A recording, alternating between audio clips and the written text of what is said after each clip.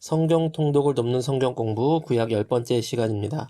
오늘은 갈대아 우르의 아브라함이라는 제목으로 말씀의 은혜를 나누겠습니다. 우리 창세기는 크게 두 부분으로 나눠진다 그랬죠. 일부 창조시대 원역사라고도 하고요. 이제 족장시대로 나눠진다고 했습니다. 1장부터 11장까지 창조시대, 족장시대가 이제 12장부터 이어집니다. 다섯 사건, 다섯 사람 이렇게 나눠서 봤는데요. 이게 성경 공부를 하는 단체에 따라서 달라요. 이렇게 네 사건, 네 사람, 뭐 네 사건, 다섯 사람, 다섯 사건, 네 사람 이렇게 하는데 제가 보기엔 요게 제일 좋은 것 같습니다. 다섯 사건, 다섯 사람. 특별히 이제 여기 네 사람이라고 하면 이제 유다를 뺍니다. 유다를 빼고 아브라함, 이삭, 야곱, 요셉 이렇게 넘어가는데 38장이 한 장밖에 안 나와서 이제 유다의 이야기를 빼고 이제 네 사건, 네 사람 이렇게 보는 경우가 있어요. 그런데 지금 이 창세기를 제일 처음 배우는 사람들이 누구냐면 이스라엘 백성들이거든요. 가나안 땅에 들어가려고 하는 모압 평지에서 가나안 땅에 들어가려고 하는 이스라엘 백성들이 모세에게 이제 성경을 배운다고 할 때에 그 사람들이 자기의 조상들에 대해서 배우고 특별히 먼 훗날 이스라엘 백성을 유대인이라 그러잖아요. 유대인. 근데 그 유대인이 이제 뿌리가 유다 지파가 되고 유다 지파의 시초가 이 유다예요. 이 유다. 이 창세기 38장에 한 번 나오는 이 유다가 나중에 유대 민족이라고 불리는 그 유다가 되기 때문에 딱 한 장밖에 나오지 않지만 또 좋은 얘기도 안 나와요. 그럴지라도 성경 말씀이 기록을 해놨다면 이제 유다를 포함하는 게 좋다고 생각을 합니다. 자, 이 배경 비옥한 초생딸 지역, 시날 평야 지역, 메소포타미아 지역 이쪽이죠. 하란, 가나안, 애굽 이렇게 가는데 오늘 이제 일부 지난주까지 했던 창조시대 이야기를 간략하게 정리하고 오늘 이제 아브라함으로 넘어가려고 합니다. 일부에서 하나님 관점으로 성경을 보자고 할 때에 누가 왕인가 하나님의 왕의 자리를 자꾸 차지하려고 하는 인간의 모습들에 대해 있었고 또 섞이지 말아라. 물들지 말고 물들여라. 하나님의 아들들과 세상의 딸들, 그러니까 하나님의 언약 백성과 하나님을 떠난 가인 계열의 사람들, 셋 계열과 이들이 섞였을 때 포악하고 완악한 사람들이 더 나았다. 섞이지 말고 사명 감당해라 이런 얘기를 했습니다. 그래서 좀 정리하자면 이제 창조시대 이야기를 좀 정리하면 이제 창조와 타락의 이야기가 있고요. 그리고 이제 범죄와 노아의 심판 이야기가 있습니다. 하나님의 구원 계획과 하나님의 형상을 이어가는 백성들의 이야기가 족보 이야기를 했었죠. 그중에 제일 중요한 사건이 이제 선악과 사건이죠. 꼭 빼놓을 수 없는 선악을 알게 하는 나무의 열매, 이제 선악과라고 이렇게 쉽게 부르는데 거기서 마귀의 유혹, 이제 하나님처럼 될 것이다라는 그 유혹에 인간이 넘어가고 그 사상이 지금까지 흘러오는 겁니다. 사실 이 선악과 사건은 지금까지 이어지고 있는 사건이에요. 우리 삶에 있어서. 창세기 3장 4절에서 5절에 이 마귀가 유혹하는 장면이 나옵니다. 한번 같이 읽어볼게요. 시작. 뱀이 여자에게 이르되 너희가 결코 죽지 아니하리라. 너희가 그것을 먹는 날에는 너희 눈이 밝아져 하나님과 같이 되어 선악을 알 줄 하나님이 아심이니라. 아멘. 아멘 하기 좀 그렇죠. 뱀의 모습을 한 마귀가 한 말이니까. 네, 오늘날의 시대를 보니까 이 하나님을 떠나게 만드는 사상이 이 안에 다 들어있더라고요.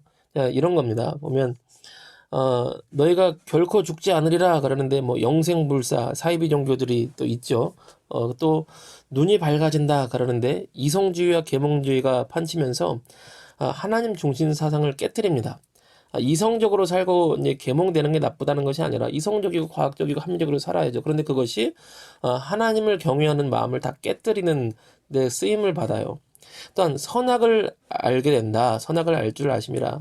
선악을 알게 된다 그러는데 선악을 판단하는 율법주의, 선악을 판단하는 것으로 구원에 이르는 행위 구원의 모습을 또 갖게 됩니다. 그래서 믿음으로 구원받고 하나님의 은혜로 구원받는 것을 자꾸 가까이 가지 못하게 되는 일들이 나타나고 이 제일 문제죠. 하나님과 같이 된다 그러는데 이런 사상이 진짜 있잖아요. 내가 곧 신이다. 또 우리가 신이다. 또 범신론, 우리 모든 것이 신이다. 우주의 모든 것이 신이고 나와 우주는 하나고 또 나도 신이다. 또 이런 뉴에이지 사상이라 그러는데, 옛날에는 뉴에이지 음악, 뉴에이지 뭐 영화 이렇게 딱 드러내고 했는데, 요즘은 또 뭐라 그러니까 뉴에이지라는 표현도 안 쓰고 요 사상이 또 문화 속에 그냥 녹아져 내리는 모습들을 보게 됩니다. 문화 속에 이런 사상들이 들어 있는 것이죠. 지금도 선악과 싸움은 계속 이어지고 있는 겁니다. 문화적으로, 사상적으로, 가치관적인 선악과 싸움이 계속 이어지고 있고요. 또 우리 개인적으로도 내가 하나님의 자리를 차지하고 왕이 되겠다는 그런 인간의 탐심과 완악한 마음들, 하나님의 뜻을 따라 살지 않고 내 멋대로 살겠다, 라고 하는 마음들, 그런 마음들이 여전히 선악과를 싸서 먹고 싶어 하는 죄의 근본의 마음이지 않겠습니까? 여전히 우리는 선악과의 싸움을 아직도 하고 있습니다. 이 죄성과의 싸움이죠. 또 니무롯의 사상과 문화 지난번에 한번 봤죠? 창세기 10장 9절을 현대인의 성경으로 보면 이렇게 되어 있습니다. 한번 같이 읽어요. 그는 여호와를 무시하는 힘센 사냥꾼이었으므로 니무롯처럼 여호와를 무시하는 힘센 사냥꾼이라는 유행어까지 생기게 되었다. 그러니까 하나님을 무시하는 사상과 문화와 사람들과 마음들, 선악과의 싸움이 아직도 이어지고 있다는 것입니다. 그렇게 창세기 1부의 스토리 가운데 바벨탑 사건을 끝으로 이제 창세기 2부 족장시대 또 아브라함의 이야기가 시작이 됩니다.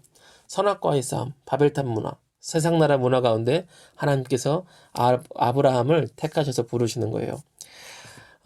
우리 아브라함은 어떤 사람이냐? 자, 이제 넘어갑시다. 오늘은 아브라함의 관한 배경적인 역사적 배경적인 이야기를 좀 하고 아브라함의 성경적 이야기는 다음 주에 하려고 합니다.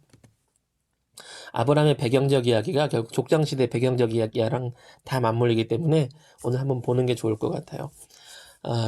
창세기 11장 31절 그리고 12장 1절 말씀 같이 한번 읽어보겠습니다. 시작. 데라가 그 아들 아브람과 하란의 아들인 그의 손자 롯과 그의 며느리 아브람의 아내 사레를 데리고 갈대아인의 우르를 떠나 가나안 땅으로 가고자 하더니 하란에 이르러 거기 거류하였으며. 아멘. 12장 1절 시작. 여호와께서 아브람에게 이르시되 너는 너의 고향과 친척과 아버지의 집을 떠나 내가 네게 보여줄 땅으로 가라. 아멘. 아브람 또 아브람과 아브람의 아버지는 데라가 어디 사람이냐면 갈대아인의 우루 지역에 살았다는 거예요. 자, 갈대아 사람들의 땅에 우루, 갈대아 지역의 우루에 살았던 아브람. 나중에 아브라함으로 하나님께서 이름을 바꿔주시죠. 갈대아 땅의 우르는 메소포타미아 문명의 지역이에요. 메소포타미아 문명의 지역. 이 굉장히 중요하죠. 예전에 세계사 시간에 배웠을 법한, 배웠겠죠? 굉장히 중요한 땅이잖아요. 인류의 4대 문명의 발상지 중에 하나로 뽑히는 곳인데, 이집트 문명과 더불어서. 처음 시작은 대략 BC 4000년경 이제 시작했다고 이야기를 하고 또 아브라함 시대는 BC 한 2090년경 살았을 거로 추정을 합니다. 이제 대략이에요. 뭐 91년이다, 92년이다, 뭐 2100년이다 그런 거 별 의미 없죠. 예, 그 1, 2년 틀려도 우리가 예수님 믿고 하나님 믿고 사는데 크게 지장이 없습니다. 메소포타미아 문명 지역이래요. 지도가 좀 더 이쁜 걸 못 찾아서 죄송합니다. 좀 선명하게 보이는 것을 찾고 싶었는데 여기 이집트, 아프리카 대륙의 끝부분 북쪽이죠. 나일강이 흐르고 이집트 문명이고요. 그다음에 여기가 이제 시나이 반도, 시내산이 이쯤에 있고 시내 광야가 있죠. 그리고 이쪽이 가나안, 이스라엘 땅 지역이고요. 요렇게 비옥한 초생딸 지역이라고 해서 이쪽이 메소포타미아가 있는 지역입니다. 여기 아라비아 반도가 이렇게 있고요. 좀 더 좋은 지도로 볼까요? 아까보단 난데도 뭔가 복잡해진 것 같죠. 그래서 네, 같은 거예요. 여기 이제 아프리카, 여기 이집트, 여기 나일강, 이거 홍해, 이제 홍해 끝에 이쪽 끝에가 여기까지 끝에까지 홍해고요. 시내산 있는 시내 반도, 살렘 예루살렘 있고요. 두로시돈 이런 가나안 땅 지역이 있고요. 이쪽이 메소포타미아 문명의 지역입니다. 여기서 아수르와 바벨론과 이런 모든 문명들이 있게 되죠. 그중에 갈대아 요쪽 요 하류 부분을 이제 갈대아 땅이라 그러는데 그중에 우루가 여기 있었다 그래요. 우루. 어, 우루의 평면도 그 당시의 유물들을 보면서 이제 대충 계산을 하는 거겠죠. 학자들이.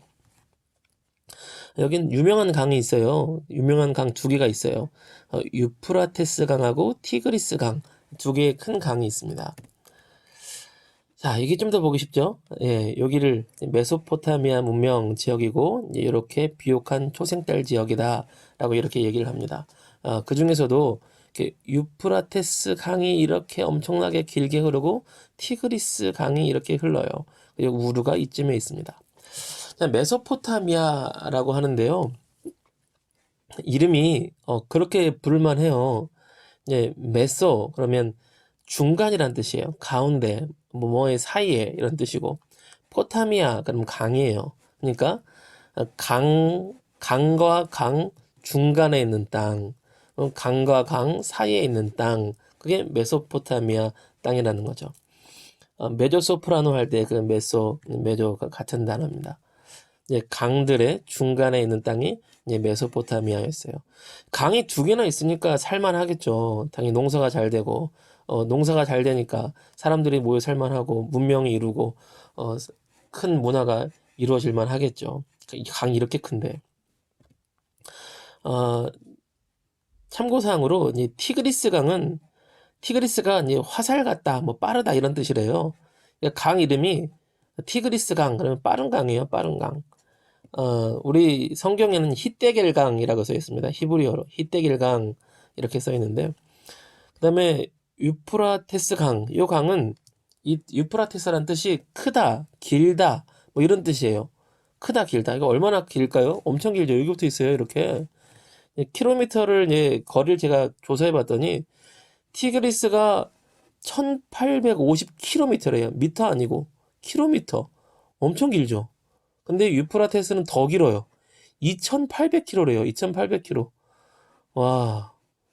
여러분 계산해 보세요. 지도 요즘 어플 많으니까 2800km가 얼마나 뭔가. 서울에서 부산이 몇 킬로죠? 한 330km 되나요? 그 정도 되죠? 대략 330km? 350km? 지금 안 재봤는데 대략 그 정도였던 것 같아요.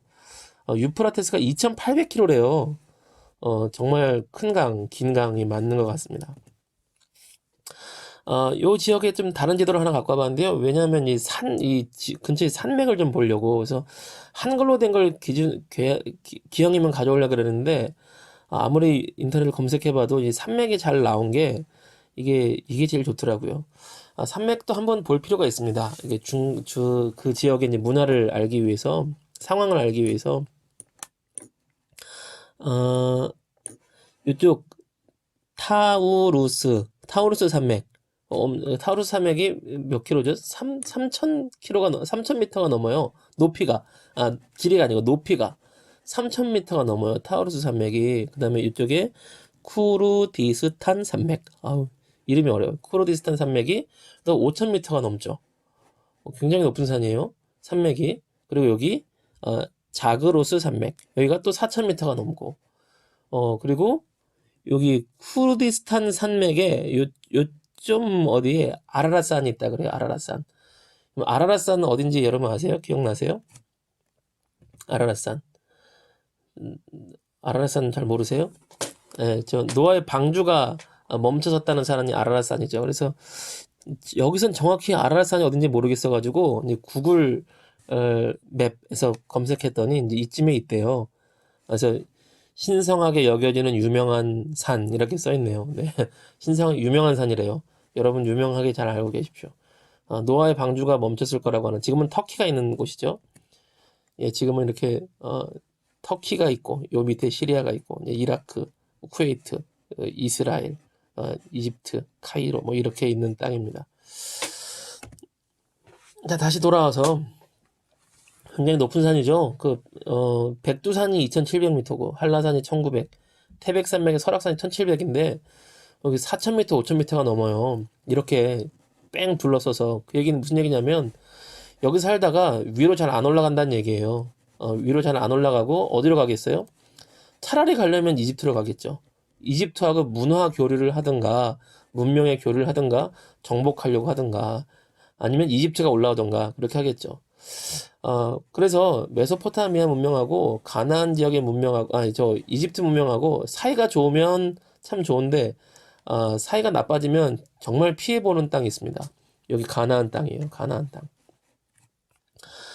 가나안 땅을 지날 수밖에 없는 게 메소포타미아 이 지역의 밑에는 시리아, 아라비아 사막이에요. 여기 다 사막이에요.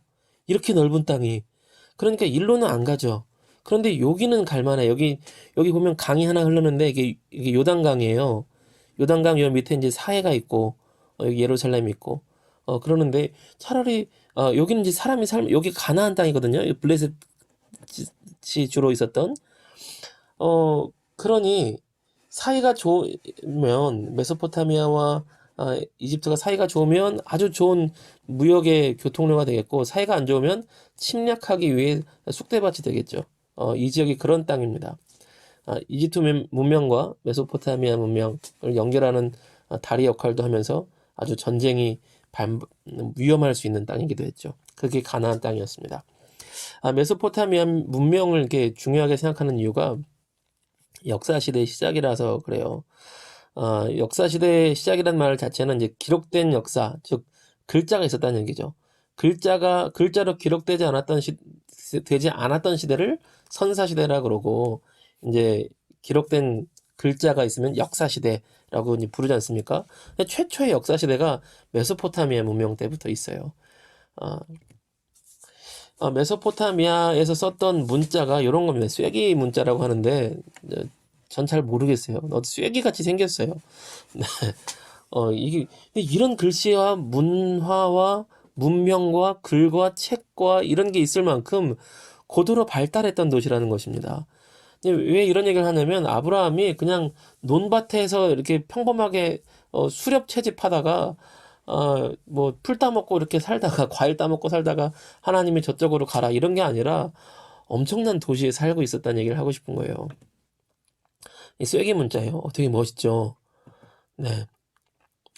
이거 되게 멋있죠. 이 점토판에 쓴 쐐기 문자인데 공부하시는 분들은 이거 다 공부하시더라고요.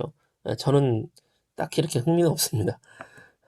또 이것도 이제 BC 1700년대 쓴 점토에 있는 문자라는데 이런 거 읽으면 무슨 내용일까요? 궁금하지 않으세요? 정말 이 내용이 맞는지는 모르겠는데 이 내용이 이런 내용이래요. 어, 어디 갔다 왔냐? 아무 데도 안 갔다 왔어요. 도대체 왜 학교를 안 가고 빈둥거리냐? 철 좀 들어라. 왜 이렇게 버릇이 없냐? 선생님께 예를 좀 갖춰라. 수업 끝나면 바로 집으로 와라. 내가 다른 애들처럼 너한테 땔감을 가져 오라 그러냐? 쟁기를 시키냐? 농사를 시키냐? 나를 먹여 살리라 그러냐? 왜 공부를 안 하냐? 글을 열심히 배워야 서기관의 직업을 이제 아버지가 서기관이었나 봐요. 물려받을 수 있는 거 아니냐? 모든 기술 중에 최고는 글을 아는 것이다. 글을 알아야 지식을 받고 지식을 전해줄 수 있다. 네 형과 동생을 좀 본받아라. 이런 내용이 써 있답니다. 예. 그때 아버지나 요즘 아버지나 그때 아들들이나 요즘 아들들이나 비슷한 상황이 있는 것 같아요. 다시 돌아오죠. 메소포타미아 갈대아 땅의 우르인데 우르 지역에 이제 유물들을 보고 그린 상상도들이 있습니다.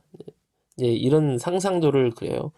집들 보십시오. 벽돌 집들이 있는 거예요. 흙집도 있지만 흙집들도 있고 이제 벽돌집이 있는 거예요. 이렇게 평야가 있고 곡식을 재배하기에 농사를 짓기에 아주 좋은 그런 땅이 있고 문명 지역이 있는 거죠. 농사가 얼마나 잘 됐을까? 여기 물이요. 또 이렇게 그냥 여기 보면 이렇게 조그만 물들이 많잖아요. 물이 이렇게 그물망처럼 흐르는 곳이라 그래요. 물이 속도가 느려서.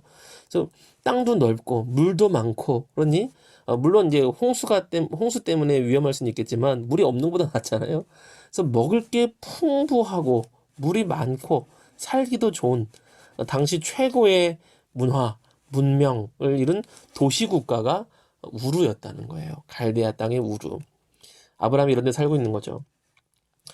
그리고 이렇게 또 신전이 있어요. 신전. 지난번에 이제 신전 얘기 한번 했었죠. 지그라트라는 신전 유적들이 지금도 남아 있잖아요. 이제 이런 것을 크게 올린 게 아마 바벨탑이었을 것이다. 이제 이렇게 추측을 하고 있어요. 우르의 상상도를 보는데 이때랑 우리랑 비교하면 우리나라는 단군 신화가 있었을 시기예요. 이때가. 그러니까 이제 곰이랑 호랑이랑 마늘과 쑥을 누가 더 먹냐, 얼마나 더 먹냐 이거 한참 경쟁하고 있을 텐데 여기는 이런 문화를 지금 꽃피우고 있는 시기라는 겁니다. 아브라함이 살았던 도시국가 갈대아 땅에 우르에서 살다가 나왔다는 거예요. 아브라함이 이런 데 살았던 사람이었어요.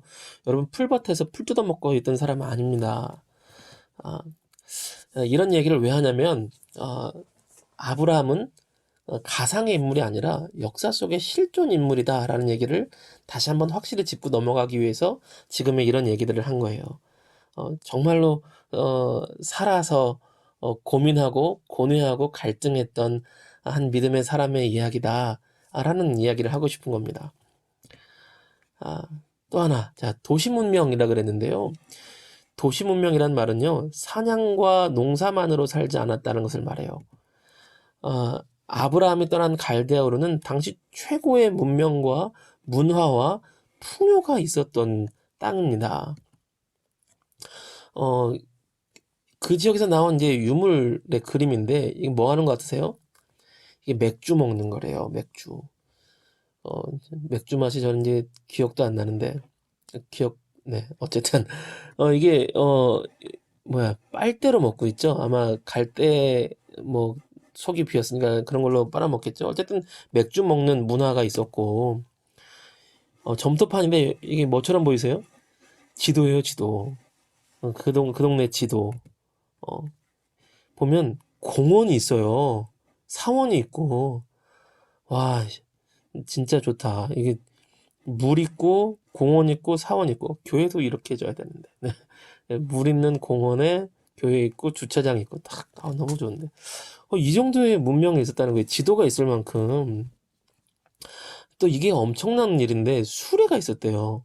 수레가 있다는 얘기는 뭐 농사도 지을 때 수레를 썼다는 얘기고 전차로 썼다는 얘기고 요 지역에서 이제 아수르 지역에서 수레가 발달해서 이집트가 이쪽에서 이 전차 이 요런 수레를 수입해 왔다고 합니다.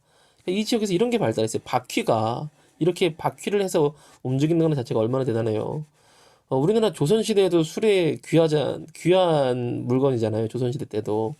근데 조선시대가 언제예요? 뭐 2, 300년 전, 뭐 불과 한 300년, 400년 전이면 이제 막 한참 이 조선시대 활동이 할 텐데 3, 400년 전이 아니라 BC 3000년 전이에요. 그러니까 지금부터 5000년 전이거든요. 단군시대. 이런 동네에서 살았습니다. 아브라함이. 당시 최고의 번화가에서 산 거죠. 아브라함은 수렵 채집하다가 하나님 저희 가라 그래서 저기서 풀 뜯어먹고 산 게 아니라 당대 최고로 번영한 문명 도시를 떠난 거였어요. 번영과 재물과 또 그가 살았던 집과 일터와 터전이 있을 거 아니에요. 여러분 그걸 떠난다는 게 결코 쉽지 않습니다. 거기서 자리를 잡고 살았다면 아브라함 나이가 17도 아니고요. 15도 아니고요. 20살도 아니고요. 75세예요. 그 자리에서 터를 다 잡고 산 겁니다. 그 자리에서 사업체가 거기 있고 땅이 거기 있고 집이 거기 있고 같이 만나는 사람들이 다 거기 있어요. 그런데 하나님 한 분을 믿고 떠난 겁니다. 얼마나 귀해요. 자, 또 하나 갈대아우르 종교 상황을 보면요. 다실론 문화였습니다. 신이 엄청 많아요. 여러 신들을 섬겼던 곳이 메소포타미아 지역이었습니다. 신들이 이렇게 많고 신들이 계급도가 있어요. 여러 신이 있어요. 대장신이 있고요. 중간신이 있고요. 쫄따구신이 있고요. 사람은 대장신한테 함부로 기도도 하면 안 돼요. 쫄따구신부터 이렇게 와가지고 이야기를 한 다음에 이렇게 가야지 감히 대장신한테 얘기도 못 합니다. 그리고 각 도시별로 도시를 다스리는 신이 있어요. 도시를 다스리는 신, 도시를 대표하는 신. 그리고 자기 개인과 자기 가족만을 위한 신이 또 있습니다. 가족 수호신이 있어요. 가족 수호신. 가족 수호신을 위한 동네마다 신전마다 신상이 있겠지만 조그맣게 손에 들 수 있을 만한 조그만 신상을 만들어서 가지고 다녔는데 이제 그걸 드라빔이라고 해요. 드라빔. 개인 신상이라고 하고요. 이제 가족 수호 신상으로도 씁니다. 근데 나중에 보면 이게 야곱의 아내 라헬이 그 아버지 라반의 드라빔을 훔쳐오거든요. 그러니까 그런 문화가 남아있는 거예요. 드라빔의 문화가. 너희 안에 있는 이방 신상을 다 깨부셔라. 너희에게 있는 새겨서 만든 신을 다 부셔라 할 때 이런 메소포타미아 문명 혹은 이집트 문명의 이런 신상을 가지고 있던 문화적인 습관들이 남아 있었던 것이죠. 그걸 깨버리라는 거예요. 그거. 하나님만 섬기라는 것이죠. 근데 라헬은 왜 가져왔냐면 이제 그 드라빔을 가지고 있으면 가족 재산의 상속권을 인정해 줬다 그래요. 그거 갖고 있으면 사위도 재산 물려받을 수 있어. 그래서 남편을 위해서 가져온 거 아니냐 이렇게 보고 있습니다. 어쨌든 요런 게 이제 드라빔 모양들이에요. 가족 신상들 다 깨부시라는 거죠. 너희 안에 있는 이스라엘 백성들에게도 그냥 참고 삼아 알아두십시오. 나중에 이집트 신들도 나올 텐데 갈대아 지역 신들 뭐 우루는 달신을 섬겼고요. 우루크 풍요신 난나 이난나 에리두 물신 니프로 대기신 엔릴은 대장신이래요. 도시의 신이면서 대장신 센 신이래요. 뭐 어쨌든 이런 신들이 있어요. 그런데 아브라함이 살았던 요 지역도 다신론 문화인데 요 밑에 요 메소포타미아 문명, 그다음에 가나안 땅 여기 당연히 다신론이죠. 그리고 여기도 다신론이에요. 많은 신들을 섬깁니다. 여러 신들을 섬겨요. 엄청 많이 섬겨요.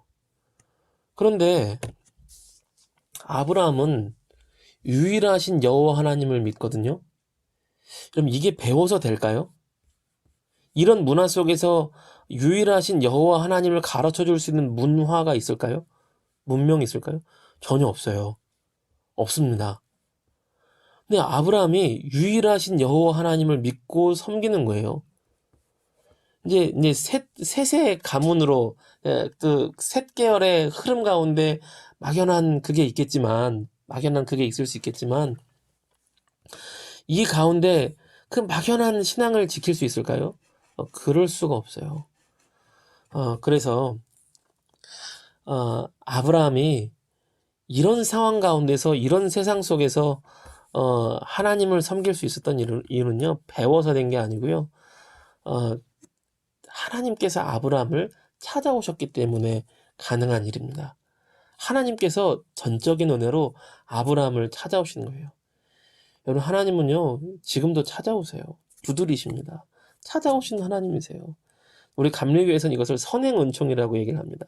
먼저 찾아오시는 은혜.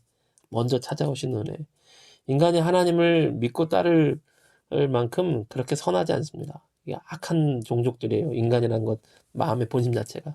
근데 하나님께서 찾아오세요. 우리 한 사람 한 사람을 찾아오십니다. 우리가 떠나도 찾아오시고. 그게 은혜예요. 너무 은혜예요. 여러분과 저의 성질머리 같으면 맨날 배신하고 배신하는 인간 또 찾아가겠습니까? 뭐가 이쁘다고? 하나님의 크신 은혜로 인간을 찾아오시는 겁니다. 아브라함에게 찾아오셨어요. 나와 함께 가자. 나의 백성이 되라고 찾아오신 겁니다. 하나님께서 스스로를 나타내셔서 보여주심, 이것을 계시라고 합니다. 인간이 연구해서 찾아내는 것이 아니라 하나님께서 스스로를 나타내서 보여주시는 것이 계시예요. 그래서 우리 기독교는요, 계시의 종교입니다. 그러니까 인간이 주변 환경에 따라서 배워서 만들어진 종교가 아니라 하나님께서 우리에게 찾아오셔서 하나님께서 자신을 설명해서 보여주신 신앙이 종교가 우리 기독교라는 거예요. 아까도 봤지만 풍요의 신, 뭐 물의 신, 달의 신, 전쟁의 신, 이런 신들인데, 그러면 나중에 이삭이 기근이 들 때에 풍요의 신을 만들어 섬겼다면 기근에 있는 땅에 있으면 안 되죠. 풍요로운 땅으로 가야죠. 그런데 하나님께서는 이 동네의 사고방식과는 완전 달라. 그 땅에 머물러 있어라. 약속의 땅에 머물러 있어라. 네가 내 말을 듣고 머물러 있는다면 내가 반드시 너를 보호해줄 것이고 내가 지켜줄 것이고 복되게 할 것이다. 어쨌든 지금은 머물러 있어라. 내 말을 따르고 나를 믿어라. 이렇게 이끄시거든요. 단순히 눈에 보이는 물, 해, 달, 별, 우주, 나무 이런 것이 아니라 우리가 생각하고 우리가 원하는 우리의 욕심을 따라 만든 우리 주변의 상상으로 만든 신이나 종교가 아니라 하나님께서 자신을 드러내 보여주시고 자신을 가르쳐 주셔서 우리가 섬기는 그런 종교, 그런 신앙생활이 우리 기독교라는 거예요. 그래서 기독교는 계시의 종교입니다. 우리가 만들어낸 게 아니에요. 하나님으로부터 시작된 거예요. 여러분 이것을 믿으시기 바랍니다. 정리할게요. 아브라함은요, 역사 속에 실존 인물이에요. 진짜 인물이에요. 고민했고 실수가 있고 연약함이 있는 실존 인물입니다. 그리고 당대 최고로 번영한 풍요로운 문명 도시에 살다가 그곳을 떠난 거예요. 우리 식으로 하면 강남에 땅 있고 집 있던 사람, 거기 사업체 운영하는 사람, 그런 집안이라고 봅시다. 그리고 하나님만 의지해서 거기를 떠난 거예요. 그리고 하나님께서 그에게 나타나셔서 그가 믿음으로 살 수 있었다는 것입니다. 마칠게요. 하나님께서 실제 역사 속에서 평범한 사람 아브라함을 택하셔서 이 땅 가운데 이 온 열방의 이 작은 한 땅에서 하나님 나라를 세우시기 위하여서 온 땅이 하나님을 버리고 하나님을 무시하고 다 자기가 하나님이라 그러는 그 세상 속에서 하나님의 자리를, 하나님의 왕권을 빼앗으려는 이 인간의 악독한 범죄가 가득한 세상 속에서 아브라함이라는 평범한 한 사람을 택하셔서 이 땅에 하나님 나라를 세우시기 위한 여정이 이제 시작되는 겁니다. 그게 창세기 12장부터 시작되는 거예요. 그리고 그 하나님의 나라는 그리스도 예수 안에서 아브라함의 복이 이어지는, 오늘 우리에게 이어지는 것이죠. 하나님의 나라를 세우기 위한 하나님께서 택하신 실제 역사 속의 평범한 사람들, 그 사람들의 저와 여러분의 이름도 있지 않을까요? 아브라함처럼 때로는 두렵고 때로는 용기도 냈다가 때로는 실수도 했다가 때로는 믿음으로 고백했다가 예배도 잘 드렸다가 도망가기도 했다가, 그러나 하나님의 은혜 가운데, 하나님의 붙드심 가운데 하나님의 나라를 이루어갔던 아브라함, 저와 여러분도 때로는 부족함이 있지만 평범한 우리를 택하셔서 부르시고 하나님 나라를 이뤄가기 위해 우리와 함께 하십니다. 우리가 아브라함보다 더 좋은 건요, 우린 예수님을 알고 성령의 은혜를 안다는 것입니다. 오늘 우리의 삶 속에서 하나님과 함께 살아가며 하나님을 경외하며 하나님 나라 이루어가는 저와 여러분 모두가 되기를 주님의 이름으로 축복합니다.